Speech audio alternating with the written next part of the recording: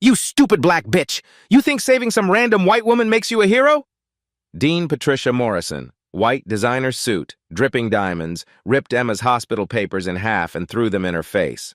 You people are like dogs. You don't belong in our university. You skip exams, beg for handouts, then cry racism when we kick you out.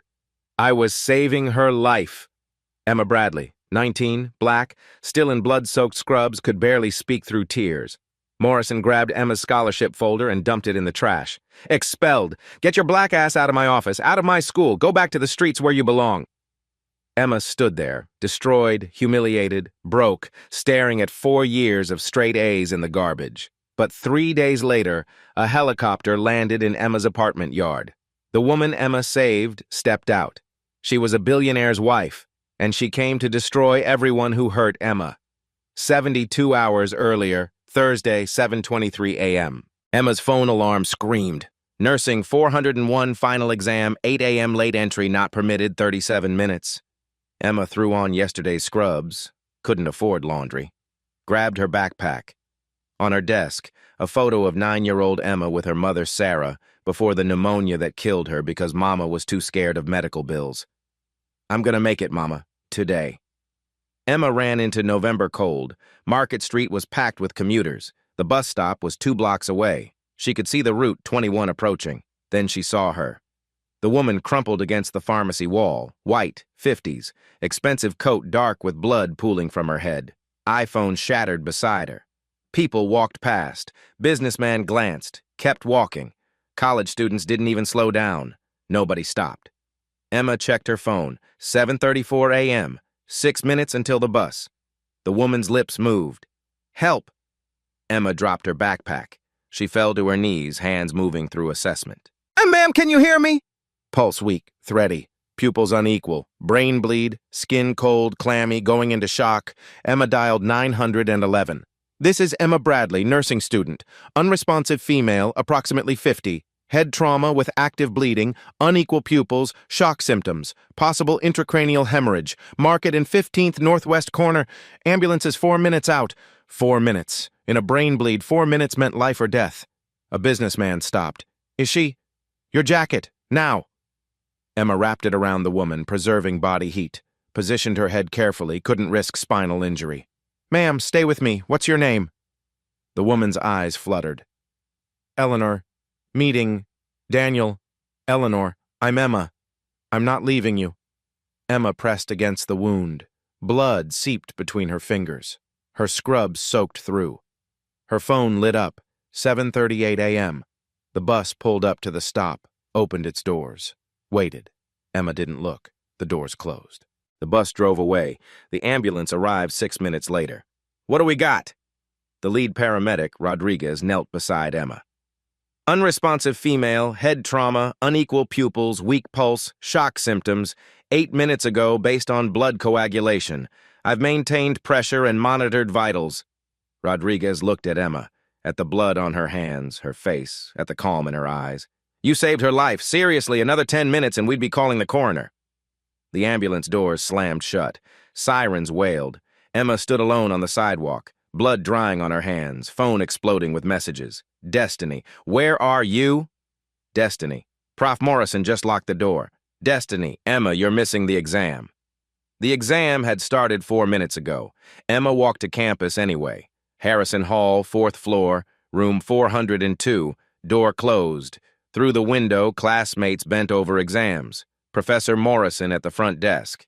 Emma knocked. Morrison looked up, saw Emma, checked her watch, looked back down, kept reading. Emma knocked louder. Morrison opened the door 2 inches. Miss Bradley, you're late. Professor, there was an emergency. A woman was... The exam started at 8. It is now 8:14. Late entry not permitted. You received a 0. But I was performing CPR. That was your choice. Your grade stands. Please leave. The door closed. Emma stood there, numb, staring at blood on her hands. The basement apartment. Emma's roommate Destiny waited anxiously. What happened? Emma explained while washing blood from her shaking hands. Email arrived. Office of the Dean, urgent. Your exam absence resulted in course grade F. You are below minimum 3.0 GPA for scholarship retention. Your presidential scholarship, $28,000 semester is revoked effective immediately. You have 48 hours to appeal or arrange payment. $28,000. Emma had $340 in checking. Destiny grabbed her hand. This is insane. You were saving someone's life. We appeal? Morrison already said no. Policy is policy. Then we go over her head. With what leverage, Destiny? I'm a broke black girl on scholarship. But Emma had to try. Friday, 9 a.m., Dean Morrison's office. Emma sat in a leather chair worth more than her apartment, still wearing blood-stained scrubs. Morrison sat behind a desk the size of Emma's bed, Ph.D. from Harvard on the wall, photo with the governor. Miss Bradley, 3 minutes. Dean Morrison, I'm appealing. Your exam absence, denied. You didn't let me. You missed your final, that is fact. The syllabus states late entry is not permitted under any circumstances. Emma pulled out her phone. I have photos, hospital documentation. The paramedics said I saved her.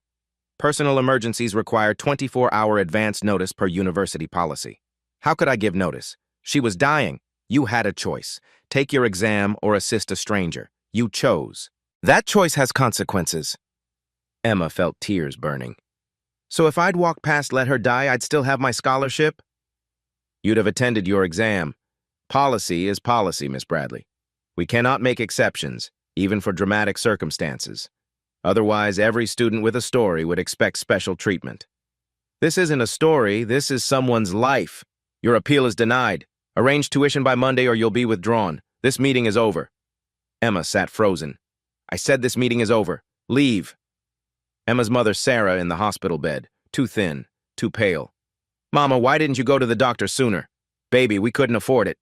3 days later, Sarah was gone. Pneumonia to sepsis. Treatable if caught early. At the funeral, 9-year-old Emma made a promise. I'm going to be a nurse. Nobody else will wait too long. That promise kept Emma going through 4 years of school, night shifts, living on ramen. That promise was why she stopped for Eleanor. Now it was drowning in $28,000 of debt. Emma called Grandma Loretta from assisted living in Baltimore. Baby, how'd your big exam go? Emma's throat closed. It went fine, Grandma. I knew it. Your mama's looking down, smiling. My grandbaby, about to be a nurse. Emma pressed her hand over her mouth to keep from sobbing. Love you, Grandma. Love you too, baby. Go change the world. Emma hung up and broke down alone. Friday evening. Emma worked her diner shift anyway, needed tips. A customer saw her name tag. Emma, aren't you that girl from the news? He showed his phone. Local Channel 6. Nursing student saves woman's life, faces academic consequences. Someone filmed the ambulance, Emma covered in blood. Posted on TikTok, 3 million views. Comments. This is what heroes look like. University should be ashamed. Why isn't anyone helping her? The customer left $50 tip on a $12 check. You did good, kid. Emma cried in the walk-in freezer. Midnight. Unknown number. Miss Bradley, James Sullivan, attorney for Eleanor Richardson. The woman you saved. She'd like to meet you tomorrow, 10 a.m. Emma's heart stopped. Who is Eleanor Richardson? The woman you performed CPR on. She's recovering well, thanks to you. She saw the news. She knows what happened, and she wants to help. Emma stared at Destiny after hanging up. That was her, the woman I saved. This is your chance. No, I didn't help her for a reward. But maybe the universe is giving you something back. Emma was terrified to hope. Saturday morning, eviction notice under the door, rent overdue, $850 pay by Wednesday or vacate Sunday. Emma lay on the futon calculating impossible math. Tuition, $28,000, rent, $850, savings, $390. The numbers didn't work. Her phone buzzed. Text from unknown number. Look outside. Emma walked to the window. The courtyard was chaos, people staring at the sky. Then the sound, rhythmic thunder growing louder. Whoop, whoop, whoop, whoop! The helicopter descended. The helicopter was sleek, black, expensive. Gold lettering. Richardson Foundation. Rotor wash scattered trash in violent spirals. Kids pointed. Mrs. Rodriguez clutched her rosary. The door opened. Eleanor Richardson stepped out. Blonde hair, bandaged head, elegant coat. Behind her, a man in a suit carrying a briefcase. Eleanor scanned faces, saw Emma in the window. Their eyes met. Eleanor walked straight toward Emma's building. Someone knocked. Emma opened the door, shaking. Eleanor Richardson stood there. Behind her, the suited man. Briefcase read, James Sullivan, attorney. Emma Bradley? Emma nodded, voiceless. May we come in? Emma stepped aside, mortally aware of everything. Peeling paint, thrift store furniture, ramen cups, the single photo taped to the wall.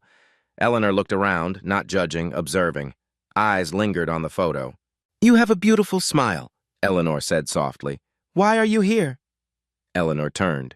You saved my life 3 days ago. Then I found out what it cost you. How did you? The news. Social media. I called the university myself. Spoke with Dean Morrison. Emma looked at her feet. Then you know. I'm glad you're okay, but you didn't need to. Emma, do you know who I am? The woman I helped. That's all I need to know. Eleanor smiled, sad, complicated. My name is Eleanor Richardson. My husband Victor founded Richardson Technologies. We have resources. When I found out you lost your scholarship for saving me, Her voice cracked. I couldn't let that stand. Sullivan opened his briefcase. Mrs. Richardson would like to help with tuition. No. Emma shook her head hard. I didn't help you for money. Eleanor's eyes filled with respect. I know. That's why I'm here. Because you sacrificed everything for a stranger. But I'm not offering charity, Emma. I'm offering justice. What? Eleanor pulled out a folder. Emma's university records. Morrison denied your appeal in 42 seconds, never looked at documentation. When I called asking her to reconsider, she told me, and I quote, we don't make policy exceptions, even for dramatic rescue stories. Emma's fists clenched. She called saving my life a dramatic rescue story. Eleanor looked at Emma.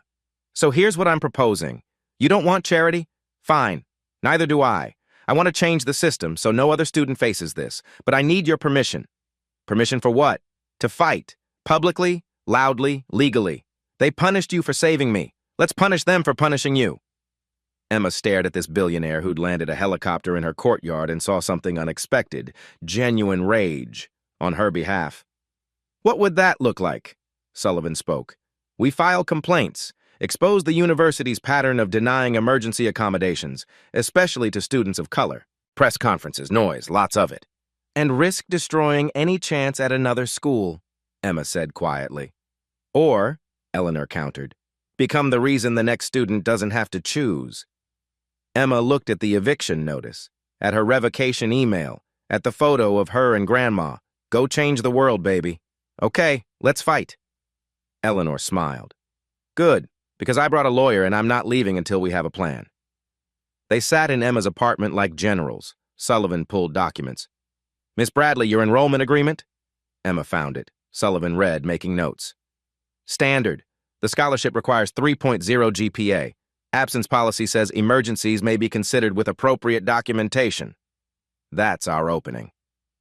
Eleanor leaned forward. James, what do we know about Morrison? Sullivan pulled another folder. Dean for 8 years. No major scandals, but... He spread papers. I pulled data on accommodation denials over 5 years, striking pattern. Excel sheets, demographic breakdowns. 52 students denied emergency accommodations. 43 were students of color.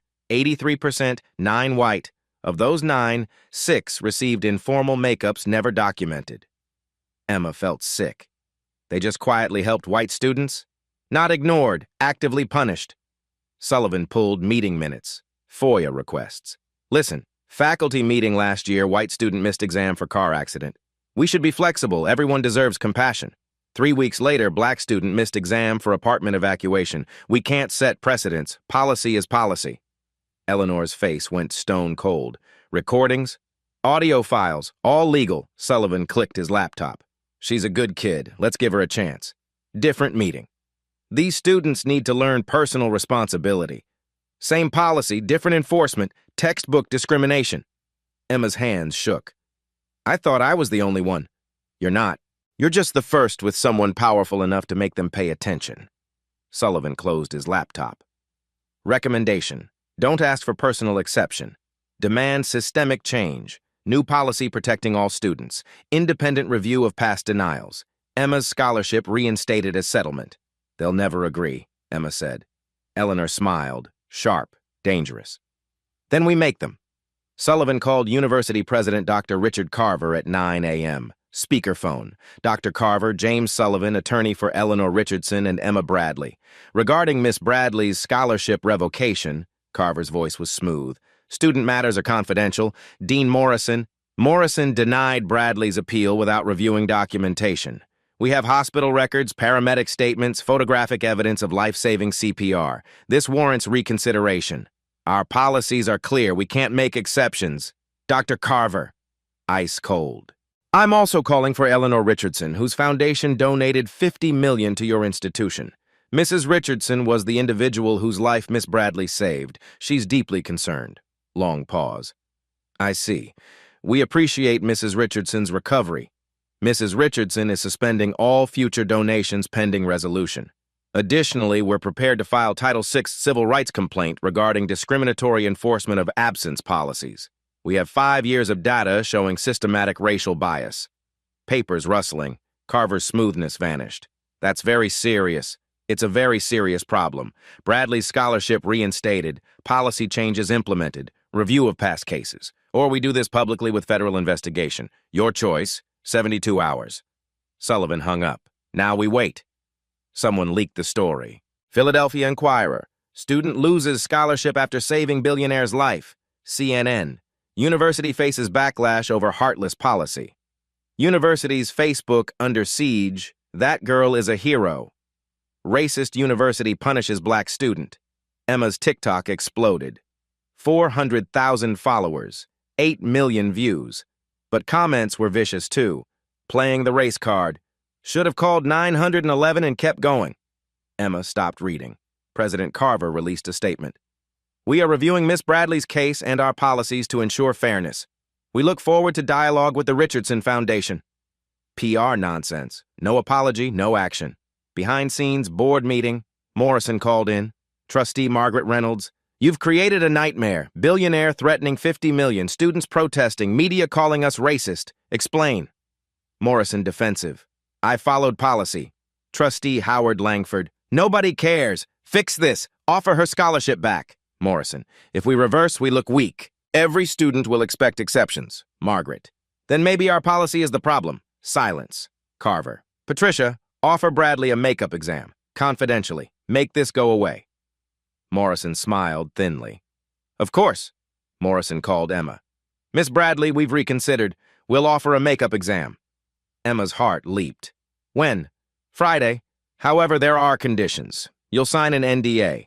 Refrain from media contact. Accept this as full resolution. We'll consider scholarship reinstatement after you pass. Consider? The committee will review, but we need assurances this matter is closed. No more press, social media, complications. You want me quiet. I want you to move forward. If I don't sign, Morrison's voice went cold. Original decision stands. You're expelled. And frankly, with disciplinary issues and failed course, other universities won't be eager to accept a transfer. Threat clear. Take this or never be a nurse anywhere. Emma hung up without answering. Emma stared at the NDA Morrison emailed. Shut up or lose everything. Destiny came home. What's wrong? They offered a makeup. If I sign an NDA, promise to never talk about this. What will you do? Emma thought about her mother, Grandma, the 51 other students denied and silenced, about the next Emma Bradley. She called Eleanor. They offered a deal. Makeup if I stay quiet. Will you take it? What happens if I don't?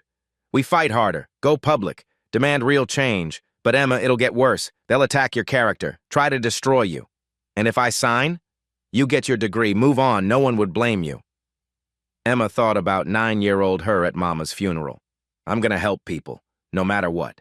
I'm not signing. Eleanor's voice filled with something fierce. Then let's show them what a mistake they made. Eleanor's press conference, 10 a.m. Emma beside her, terrified. Cameras everywhere. Richardson Foundation podium. Eleanor spoke. 3 weeks ago, nursing student Emma Bradley saved my life.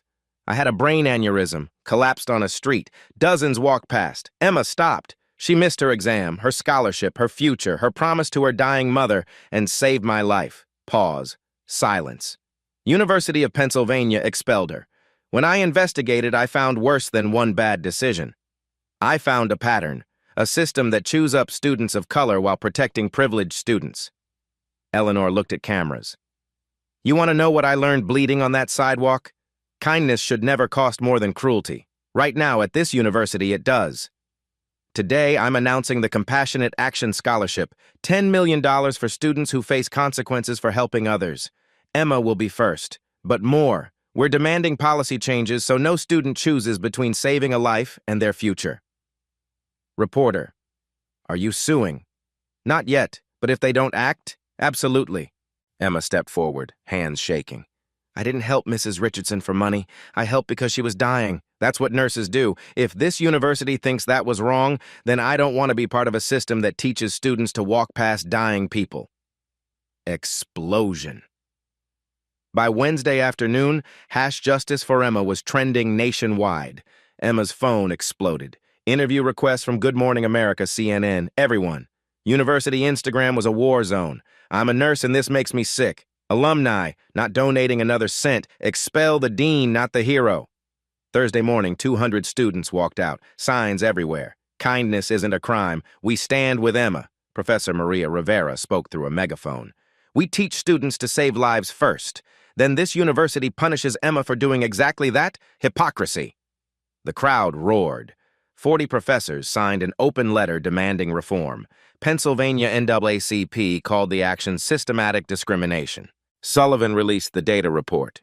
5 years of denial, how one university's fair policy harmed students of color, charts, audio, meeting minutes, viral. Carver tried damage control. We are committed to fairness. Independent review initiated. We value Miss Bradley's heroism. Nobody bought it. Board scheduled emergency meeting for Monday. Emma was invited to speak. Eleanor visited Friday evening. Found Emma having a panic attack. I can't do this. Everyone's watching. What if I mess up? Eleanor sat beside her, took her hand. Emma, breathe. You already did the hard part. You stopped when everyone walked past. Everything else is just noise. Emma focused. In, out, in, out. What if they don't change anything? Then we tried. And trying matters. Eleanor squeezed her hand. But they're going to change. Everyone's watching now. They can't hide. Emma wanted to believe. Monday, she'd find out. Friday afternoon, Dean Morrison decided to go to war. She pulled Emma's entire academic file. 4 years of records. Started digging for ammunition. Morrison found it everywhere, spinning carefully. Sophomore year. Paper 12 hours late. Professor accepted it. Grandma hospitalized. Morrison's note? Pattern of disregard for deadlines. Junior year. Emma questioned test question. Professor agreed, changed answer key. Morrison's note. Argumentative toward faculty. Freshman year. Parking ticket, unpaid, didn't own a car, dismissed later. Morrison's note. Disrespect for rules. She interviewed faculty. Selected questions carefully. Professor Collins, Miss Bradley's classroom demeanor? Thomas Collins, 63, white, considered. Assertive, sometimes challenges material. Morrison wrote, aggressive, confrontational. Did she request special accommodations? Once, wanted more diverse case studies, said something about representation. Morrison wrote, demand special treatment, identity politics. 20 pages of concerns about Emma's character. Morrison scheduled academic standards review for Monday morning. Didn't tell Emma it would be formal. Didn't mention panel. Didn't warn her to bring representation. Let's see how your billionaire helps now. Emma arrived thinking routine meeting. Walked into conference room. 5 people at table. Morrison, 3 faculty, University Legal Counsel. Emma froze. What is this? Academic Standards Review Board hearing. Please sit. We need to discuss concerns about your enrollment. Emma sat, heart hammering. Pulled out phone to text Eleanor. Phone's away. Confidential proceeding. Emma put phone down, face down. Morrison opened her dossier. Miss Bradley, you've demonstrated a pattern of behavioral issues. What issues? Multiple late submissions, questioning faculty authority, unpaid fines, requests for special accommodations. That late paper was because my grandmother was hospitalized. We're not debating incidents. We're examining the pattern. What pattern? My GPA is 3.8. Legal counsel spoke. Academic performance isn't our sole concern. Character matters. Emma felt dizzy. Collins cleared throat. I had Miss Bradley in 2 courses, bright but combative, questions grades, curriculum, certain entitlement. Entitlement? Emma's voice cracked. I asked for diverse case studies because the textbook had 0 black patients. You demanded special changes for personal views, Collins said. I asked for better education. Morrison held up hand. Miss Bradley, control your tone. This outburst demonstrates exactly the behavior we're discussing. Emma looked around. 5 white faces, all disapproving. This was a setup. Morrison leaned forward. We're offering an option. Withdraw voluntarily. We'll seal records with neutral notation. Personal reasons. Reapply elsewhere without this complication. You want me to quit? We want to resolve this gracefully. What if I don't? Morrison's smile was thin, sharp. We proceed with formal dismissal for conduct violations. Those appear on future records, background checks. You'll be marked disciplinary dismissal. Most nursing programs won't accept that. You're blackmailing me. We're offering professional exit, legal counsel said smoothly. The board hearing is in 6 hours. This is retaliation. This is standard review. Timing is coincidental. Bullshit. Morrison's face hardened. You have 24 hours. Sign voluntary withdrawal, or we proceed with formal dismissal. Concluded. Emma stood on shaking legs, grabbed phone, left, hallway, finally breathed. 3 missed calls from Eleanor. Called back. Emma, where are you? They ambushed me, built a whole case, made me sound like a problem student. They want me to withdraw or they'll formally expel me for conduct violations and destroy any chance at another school. Silence. Then Eleanor, ice cold. Where are you? Outside Morrison's office. Stay there. I'm sending Sullivan. Don't sign anything. Emma, they just made this so much worse for themselves. Emma sat on bench outside administration, waiting for Sullivan. Students whispered, pointed, phone buzzed. Grandma Loretta. Hi, Grandma. Baby, I saw you on TV, so proud. Grandma, I can't. Emma's throat closed. What's wrong? Emma told everything. The ambush. The choice, quit or be destroyed. Loretta was quiet. Your mama used to say the right thing and the easy thing are rarely the same. She said that before she died. She knew she should have gone to the doctor, but she said, at least I can tell Emma I tried. Emma was crying. I don't know if I can keep trying. It's too hard. Then stop. I won't love you any less, baby. You've done more than anyone should, but you can't change the world if you break yourself trying. But what about the other students? Baby, whatever you decide, I'm proud. Emma hung up, sat torn in two. Part of her wanted to sign, transfer, finish quietly, live. But another part, sounding like mama, like grandma, like 9-year-old her, said, not yet. Don't give up yet. Sullivan arrived 15 minutes later. Show me everything. Emma gave him her phone, notes. Sullivan read, jaw tightening. This is witness intimidation. They're scaring you into silence before the hearing. Won't work in court, but they're hoping you won't go that far. Can they actually expel me? Technically, maybe they'd have to prove legitimate misconduct. But most of what Morrison cited is false or out of context. A good lawyer could shred this. What do I do? What do you want? Emma thought about her mother, about Eleanor in the helicopter, about every silent student before her. I want to fight. Then we fight. Eleanor Richardson sat with husband Victor in her penthouse. They're trying to destroy her, fabricating violations, threatening her future. Victor looked up from Sullivan's report. This is bad. Maybe we should what? Let them win? I'm saying maybe Emma's had enough. We started this war. I've spent 30 years writing checks, endowing scholarships, sitting on boards, feeling like I made a difference. You have? No. I've made myself feel better. The system's never changed. They just got better at hiding cruelty. She turned to Victor. If I walk away now, what was the point of her saving me? What will you do? Something I should have done years ago. Eleanor pulled out phone. Stop asking politely, she called Sullivan. James, release everything. Full data, audio recordings, every discriminatory case from 5 years, all of it. Sullivan hesitated. Eleanor, that's nuclear. Good. I don't want to come back. I want to burn down every system that lets people like Morrison thrive. Do it. She hung up, looked at Victor. I'm done playing nice. 3 p.m. Monday, Sullivan released the full report to every media outlet. Systematic discrimination. University of Pennsylvania's fair policies mask racial bias. Devastating. Asterisk 68 students denied accommodations. 5 years asterisk 82% students of color asterisk white students got informal accommodations. 6x the rate asterisk average denial, 0.8 days for students of color versus 3.2 days for white students asterisk audio of faculty using biased language media detonation immediate. CNN breaking. Audio reveals racial bias in university enforcement. MSNBC. New data shows systematic discrimination. Audio clips viral. Faculty discussing appeals. He's a good kid, good family. Let's work with him. White student missed exam for family trip. She needs to learn responsibility, not doing favors. Black student missed exam for grandmother's funeral. Social media erupted. This is proof, not feeling discriminated. Actual racism. Everyone who said Emma played race card, listen.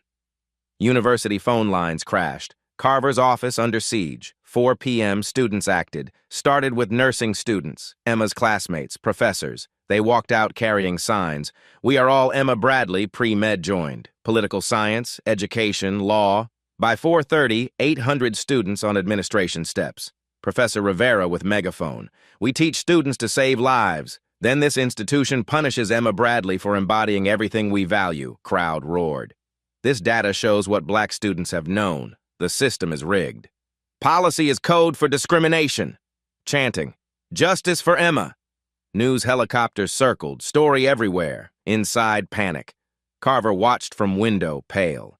Sir, Board of Trustees convening emergency session. 30 minutes. Carver nodded slowly. How did this get so out of control? Eleanor stood at crowd's back watching. Emma beside her, overwhelmed, terrified, amazed. I didn't want this. You're not the center, Eleanor said gently. Look, this isn't about you anymore. It's about every student they crushed. You gave them voice. Keisha Williams from NAACP pushed through, phone to ear. Eleanor, Department of Education opened formal investigation, Title VI. University has 30 days to respond or face federal sanctions. Eleanor's eyes widened. That fast? Data was irrefutable. With media attention they can't ignore. Keisha looked at Emma. Holding up? I don't know. They tried to make me withdraw this morning. Conduct violations. Keisha's expression hardened. Textbook retaliation. We can file separate complaint. I just want to finish school, be a nurse. Then let's make sure you can. Keisha pulled out tablet. Board hearing tonight, 7 p.m., moved up, probably hoping to handle before protest grows. Emma, you need to speak. Tell your story once more. Emma looked at the crowd. Signs, students chanting her name. I can't do this alone. You're not alone, Eleanor said. That's the point. Board emergency meeting. Trustee Margaret Reynolds slammed folder. 82%. How did none of us see this? We trusted Morrison. Trustee Langford started. Morrison is suspended, President Carver interrupted, as of 2 hours ago. Silence. You suspended her without board approval? Langford asked. Didn't have choice. Media calling for heads, DOE investigating, donors pulling funding. We're hemorrhaging money and credibility. Trustee Daniel Foster leaned forward. Public hearing in 90 minutes. What's our plan? Carver looked around. We offer Bradley full reinstatement, formal apology, policy changes, independent review board. That's capitulation, Langford protested. That's survival, Margaret shot back. We don't have leverage. Data's out. Audio's out. We either get ahead or get destroyed. Langford's face red. Dangerous precedent. The dangerous precedent is what we've already set. Punishing students of color for things we excuse in white students. That precedent ends now. Carver looked sick. Vote. All in favor of full reinstatement and immediate policy suspension? 8 hands. 3 remained down. Langford and 2 others. Motion passes. But Carver knew the real battle was beginning. Emma sat in side room trying to prepare, hands shaking, Eleanor beside her, Sullivan reviewing notes, Destiny holding Emma's hand. I can't do this. I'll forget everything. Emma. Eleanor faced her. You don't need perfect speech, just truth, that's all. What if truth isn't enough? Then we tried, but Emma, it will be. Everyone's watching, they can't hide. Knock. University official. It's time. Emma stood on shaking legs. Destiny squeezed her hand. Go change the world. Emma took a breath, walked into the hearing room. The auditorium was packed. 500 people crammed in a space for 300.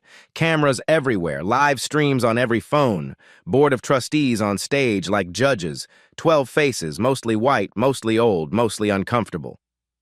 Chair Langford took the microphone. This hearing is called to order. We're addressing concerns regarding emergency accommodation policies and Miss Emma Bradley's case. We value transparency, someone shouted. Justice for Emma! Crowd erupted. Justice for Emma! Langford waited. 2 minutes for silence. We'll hear testimony from multiple parties. I ask for civility. Emma sat front row, frozen. Eleanor's hand on her shoulder. University lawyer William Brennan stood, smooth, confident. Our policies apply equally to all students regardless of race, gender, or background. Miss Bradley's case, while unfortunate, doesn't indicate systematic bias. Every student held to same standard. PowerPoint slide. Past year, we granted 12 emergency accommodations. Keisha Williams stood. How many denied? Brennan paused. That's not relevant. Answer. Langford intervened. Miss Williams, hold questions for testimony period. 68 denied, Keisha said to crowd, not Langford. 82% were students of color. Those are the numbers they're hiding. Audience erupted. Langford gavelled. Brennan's speech fell apart. He sat. Eleanor walked to microphone. Absolute silence. She looked small on stage. Simple black slacks, white blouse, scar visible on her head. Eleanor gripped podium. My name is Eleanor Richardson. 3 weeks ago, I was dying on a Philadelphia sidewalk. Voice steady, clear. I had a brain aneurysm. I collapsed, bleeding out. Dozens of people walked past, checked phones, kept walking, like I was invisible. People leaning forward. Then Emma Bradley stopped. She missed her final exam. The exam that meant keeping her scholarship, staying in school, becoming the nurse she'd promised her dying mother.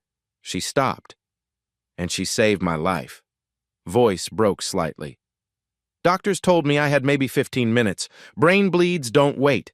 Emma gave me those 15 minutes. This university punished her for it. She looked at board.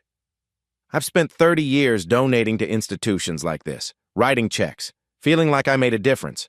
But I wasn't. I was enabling systems that protect people like me and crush people like Emma. Eleanor held up data report. 82%. That's how many students of color were denied compared to white students. Same policies, different enforcement. That's not fairness. That's discrimination with a syllabus. Pause. Let it sink in. You want to know what I learned bleeding on that sidewalk? Kindness should never cost more than cruelty. Right now, at this university, it does. It costs scholarships, futures, everything, eyes blazing. Here's what I'm demanding. Reinstate Emma Bradley immediately. Suspend current policy. Review every denial from 5 years. Create independent oversight board run by students, not administrators. And if you don't, Richardson Foundation pulls every dollar, 50 million current, 100 million planned, gone. And I'll personally fund legal challenges to every discriminatory decision. She stepped back. Auditorium exploded in applause. Students came to microphone one by one, each with a story proving Emma wasn't alone. Maya Gonzalez, Latina Jr., missed organic chemistry final donating bone marrow to my sister. 8 weeks notice, documentation, denied, failed, lost pre-med track, no one cared. Tyler Anderson, Latino Sr., 5 minutes late, stopped campus suicide attempt. Security statement, locked out, failed course, extra semester, cost me job offer. Ashley Monroe, white Sr., I need to speak. I missed exam junior year. Family emergency, no documentation. Professor emailed, take it whenever. No process, no penalties. I'm white. Didn't know others weren't getting same treatment until Emma's story. Voice shook. I'm ashamed. I benefited from a system I didn't know existed. That's white privilege. That's what we're talking about. Confession hit harder than accusations. More students, more stories, undeniable pattern. Emma stood, walked a microphone on water legs, 500 watching, cameras everywhere, boards staring. Emma gripped podium, tried to speak. Nothing. Tried again. I didn't want any of this. Whisper. Tech booth turned up mic. I just wanted to be a nurse, that's all. Emma looked at her hands, remembering blood, pressure, Eleanor's weak pulse. My mom Sarah died when I was 9. Pneumonia to sepsis. She waited too long, scared of bills. I watched her die because she was poor. Tears now. Emma didn't stop. I promised at her funeral, 9 years old, I'd become a nurse, so nobody else would wait. So nobody else would die from being poor. Looked at bored. When I saw Mrs. Richardson on that sidewalk, I saw my mom. Every person who dies because nobody stops. Because everyone's too busy, too scared, too selfish. Voice stronger. I knew I'd miss my exam, knew what it'd cost, but I can't live in a world where my degree matters more than someone's life. If that's what this university teaches, I don't want to be here. Hands gripped podium, knuckles white. But I'm not fighting for me. I'm fighting for the next student who has to choose. For Maya, who lost pre-med saving her sister. For Tyler, who stopped a suicide and failed. For every student you crushed for having courage to help. Directly at Langford. Fix your policy. Not for me. I'll survive. Fix it for every student coming after. Fix it because lives matter more than rules. Fix it because if you don't, you're teaching students to walk past dying people to protect grades. And if that's your lesson, this institution doesn't deserve to exist. Emma stepped back.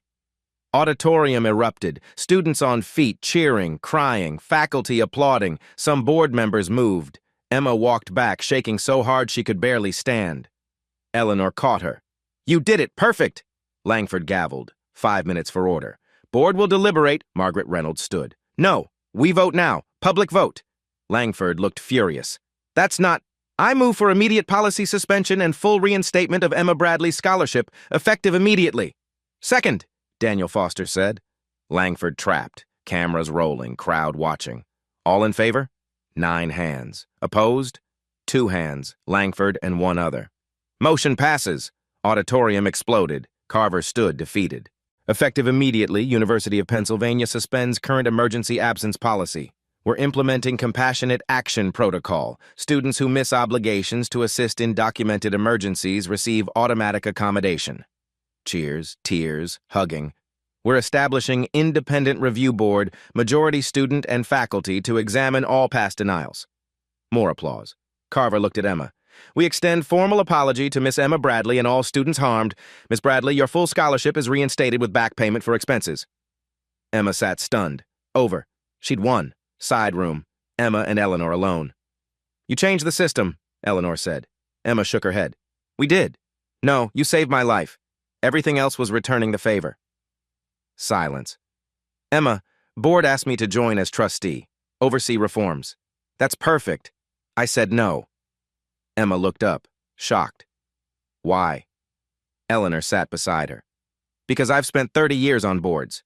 Writing checks. Feeling important. Nothing fundamentally changed. Same systems crushing same people. Better PR. Took Emma's hand. Real change doesn't come from billionaires supervising. It comes from people like you. People with actual stakes, having power. So Richardson Foundation is creating new fund, $50 million for legal defense, scholarships, advocacy, run by students and affected communities, not by me. Emma's eyes filled. Will you join the board? Equal vote with everyone, including me. Yes, Eleanor smiled. Good, because we have work to do. Spring semester, Emma walked into nursing ethics class. Professor Wilson, new, young, idealistic. Today we're discussing real-world ethical dilemmas. Emma, you've lived through a public example. Share your perspective. All eyes turned. It wasn't a dilemma. Someone was dying. I stopped. That's what you do. But it cost you... No, it cost me a scholarship I got back. Cost me sleep, stress, fear. But didn't cost my humanity. If I'd walked past Mrs. Richardson, I'd have passed my exam and failed myself. Silence. Student raised hand. Do you regret it? Emma smiled. Never. Not for 1 second. Different day. Tyler Anderson in statistics final. Phone buzzed.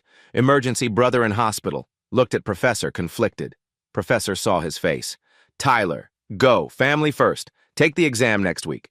No appeals, no paperwork, no punishment, just humanity. New policy working. Every Friday, Emma and Eleanor met at cafe in Emma's neighborhood. Eleanor always came to her. 863 applications, Eleanor showed tablet. Compassionate Action Scholarship, read these stories. Emma scrolled. Asterisk student helped during wildfire evacuation. Asterisk student intervened in domestic violence. Asterisk student stayed with car accident victim, all punished, all now supported. There are so many, Emma whispered. There always were. We finally see them. Eleanor squeezed her hand. And we're helping. We have so much work to do. Good thing we're not alone. Emma walked to clinical rotation at Philadelphia General. Past Market and 15th, the spot where she found Eleanor. Someone painted small mural on pharmacy wall, hands reaching out. Underneath, kindness was here. Emma touched the wall, smiled, kept walking, saw elderly woman struggling with groceries, breathing hard. Emma didn't hesitate. Ma'am, let me help. Woman's face lit with relief. Oh, thank you. Most people just walk past.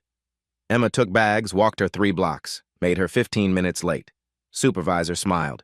Good work, Bradley. That's what nurses do. Sunday. Emma took train to Baltimore. Grandma Loretta's new facility was nicer. Emma's stipend helped. Loretta's room had news clippings taped up. Emma at hearing, Emma with Eleanor, policy change headlines. Baby, your mama's looking down, smiling so big. Emma curled beside her grandmother. I'm graduating in May, Grandma. Top of my class, job offer, pediatric emergency room at Children's Hospital. Emergency room? That's hard. That's where people need help most, where seconds matter, where stopping makes the difference. Loretta understood. You're going to be the nurse who stops. Emma smiled. I already am, Grandma. 1 year later, montage, University of Pennsylvania, new policy working.